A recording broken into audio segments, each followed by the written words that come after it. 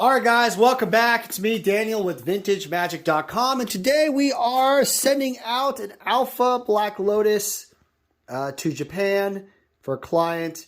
Yeah, really nice guy. Hope to play Alpha 40 with this guy here soon.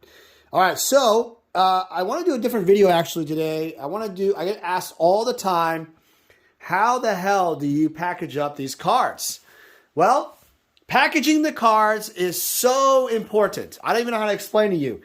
You guys have to understand, if you sell the cards and they arrive damaged, bent up, dinged up, I don't know, just bad packaging, the customers are going to get just pissed. Another thing is, we're also going to do a video later on these booster packs. So people have asked me, how do you package up booster packs? Well, I'm going to do that also here in another video. So look out for that video also. All right. So first things first, I tend to ship with Fedex. I don't ship with the Postal Service as much anymore for a primary reason. Number one reason is because the Postal Service, honestly, they suck. Their infrastructure is not very good. They get a lot of damages, lost packages. It's not consistent based on the areas that I've seen. And also the other thing is, I do a lot of international shipping. That's the thing, a lot of international shipping. So if I do a lot of international shipping, FedEx international priority is the best way, it's the fastest. I mean, from Seattle to Toronto, it's like 1 day. Seattle to London, it's 2 days. To Paris, it's 2 days. You get my drift. I mean, anywhere in Europe, China, Japan, it's about 2 to 3 days. I mean, it's really fast, super secure. Another thing you have to understand is always try to get direct signature for packages, obviously following PayPal, of $750 or more. You always do that. People always ask me, well, Dan, how do you get insurance on these items? How does that work? You have to get private insurance for collectibles. Unfortunately, it's just the way it is. FedEx doesn't honor collectibles and artwork. There's a cap on it. So you got to read about what the cap is. But they're so reliable.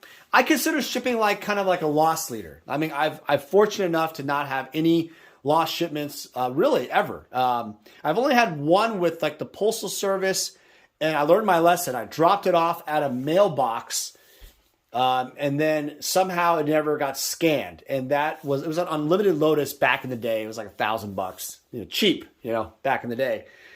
And at that point, you essentially, I scanned it, or it wasn't scanned. He dropped it off, assuming they would scan it, never did. So if I ever do Postal Service, learning my lesson, I only drop it off at the post office box itself, the actual post office, not an actual mail center, a third party, anything like that. That is UPS, FedEx, all that, because they are federal employees, and if they steal, they have cameras everywhere. You can prove that you went there and dropped off an item.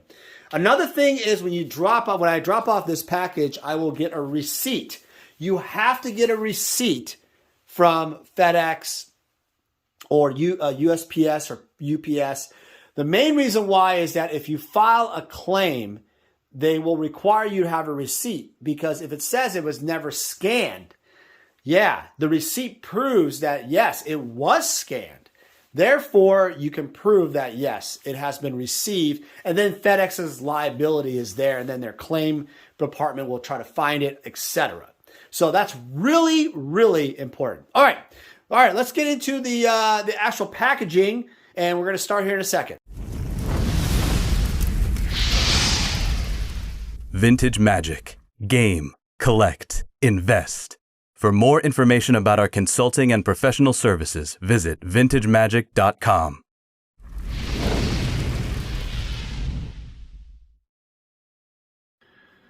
All right, so now let's get into the packaging. I had to reset this tripod up. All right, so a couple things. Number one, you always want to have some backing. So look, this is the Priority Mail's small flat rate box. A little thing. You can reuse these. I think the post office would probably get upset if they found out. But the thing is, if you don't have it handy, it's quick, it's fine. Or you can just get some cardboard and cut it up. You can even use the Fedex boxes here, cut them up, and just create essentially a cardboard barricade and cut it up and sandwich them together. So whatever you choose, it's fine. First, the card. Let's talk about the card. When you do the card, especially valuable cards, well, any card, it doesn't matter. I treat them the same. I use a top loader and also a card sleeve inside. Now, they do move around sometimes. The other thing you can use is a Card Saver 1, which is good for grading. And I sometimes do that, but I've started not to do that if it's in general. Now, if it's a lot of cards, like a play set 4 cards, you can put more cards in here and then tape it on here, and that's fine too. Okay, so there's lots of different methods. I'm just trying to show you different ways, and obviously, you don't have to really buy your own supplies, because if you're spending the money you are with FedEx or the Postal Service, it doesn't really matter. You can reuse supplies, and that's what I've been doing for years. Okay, so what I do is with these top loaders, I put 2 or 3 of them in there. Main reason why is I don't want it to move around, right? And by it moving around, it can create possible shifting damage of the card. I don't have to explain to you. And then what I do is I do 3 total, right? So 1 for the card, 1 in the middle, and then this third one will overlap like this. And I'll tape it. Why do I do that? Well, the reason why I do that is because I want to make...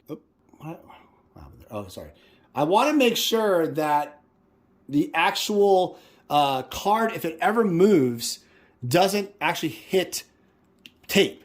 People always, this is the worst thing you could do, is tape this thing here, and then the card hits it with some tape. And I've seen cards, really valuable cards, get damaged this way.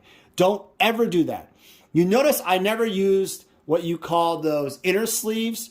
From Japan, they have those inner sleeves, and I know they fit well these card sleeves. That's a terrible thing. I have decided not to use those anymore. The main reason why is because when you take them out, you could press your thumb, and it can really affect it when you pull it out. And so you want to eliminate any type of error at all. Okay. All right. So I've done a lot of talking, guys. Thanks for bearing with me. All right. So let's take a look at this. So what I do here is I just take some tape. Now, blue tape, the blue painter's tape is probably the best for the customer, but I've had this for years, and I found them to be more secure. If you just, when the customer opens this up, it's really easy to cut. So, and then when they open it up, they have this seal, it's fine. Another thing I do is I make sure let's see here, that's not, so I make sure it's kind of flush. Whatever way you do, you want there to be a gap, because if they use a knife or something, you want to make sure there's a gap. I use a thin amount right here on the edge, and the reason why is that thin part here, when they cut it, you can easily just pull it off. So basically, it's all 4. Now, sometimes I just do a flat tape like that, and they can peel like this. This is a top loader, right? It's meant for, it protects the card, and you just want to make sure that's the case. Now, people have asked me, well, why don't you just flip it over? Well, you can do that too. It doesn't matter. This case, I have a note from my friend. This one is actually going to international. So, I think with the note, I'm just going to, how am I going to do that? I think I'm just going to do it like this. Like that.